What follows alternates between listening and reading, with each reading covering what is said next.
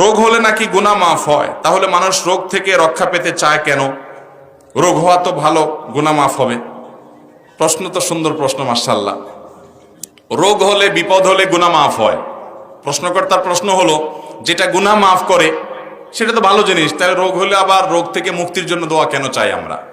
এই প্রশ্ন উত্তর হলো, নবী করিম সাল্লাল্লাহু আলাইহি সাল্লাম বলেছিলেন তার দোয়ার মধ্যে, আল্লাহ আপনি যদি আমার উপরে অসন্তুষ্ট না হন, আমার কোনো বিপদ হয়, কষ্ট হয়, ফালা উবালি, আমি পরোয়া করি না, আমার কিছু যায় আসে না। আপনি কষ্ট দিচ্ছি, কষ্টের মধ্যে ফেলে যদি আমাকে আপনি রাগান্বিত না হন, আপনি সন্তুষ্ট থাকেন, আমি সেটাকে মেনে নিব। আল্লাহ অসুস্থ হলে, রোগ দিলে আল্লাহ রাব্বুল আলামিন আমরা সন্তুষ্ট হব, কারণ এর মাধ্যমে আল্লাহ গুনাহ মাফ করবেন। কিন্তু যদি আল্লাহ তাআলা সুস্থতা দান করেন, তাহলে আরো বহু গুনাহ মাফের উপায় আমি বের করতে পারবো, অনেক আমল করতে পারবো যার মাধ্যমে গুনাহ মাফ হবে। এই জন্য ইমানদার সুস্থতা চাইবে, অসুস্থতা না। কিন্তু অসুস্থ হলে সে সবর